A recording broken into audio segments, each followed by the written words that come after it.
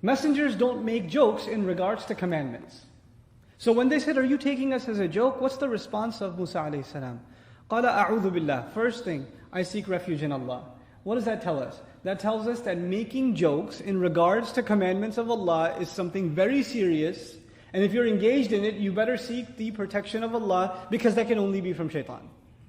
And then he says, أَنْ أَكُونَ مِنَ الْجَاهِلِينَ. I seek Allah's protection, His refuge, that I might become from those. Now the translation says ignorant.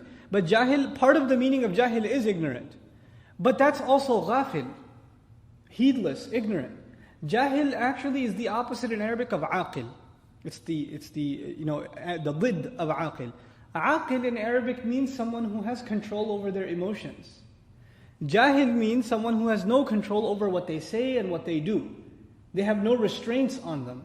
So Musa alayhi salam says, if you think I am joking with you about what Allah commanded, then that would be an act of jahl. That would be an act of lack of restraint. I seek Allah's protection from ever being that way.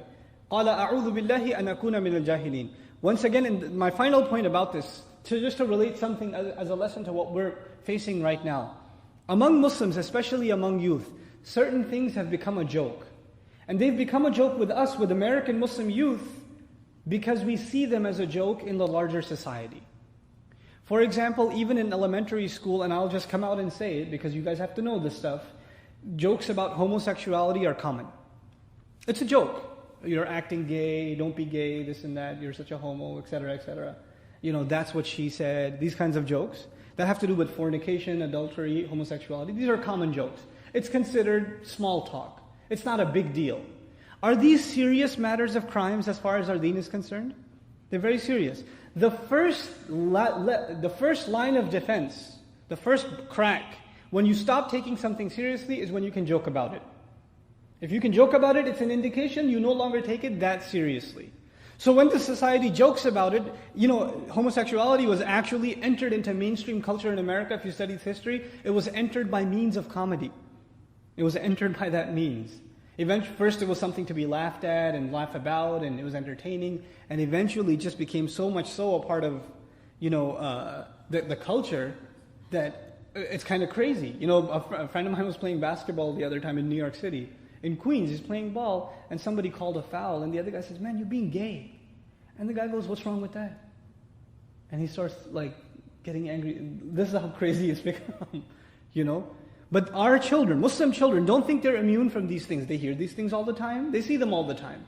So when this happens to them, they make jokes about these things that in and of themselves are completely and utterly unacceptable in Islam. And this would be an act of jahl. Because the first thing is to be able to joke about it, and once that line has been crossed, you don't know where it goes eventually.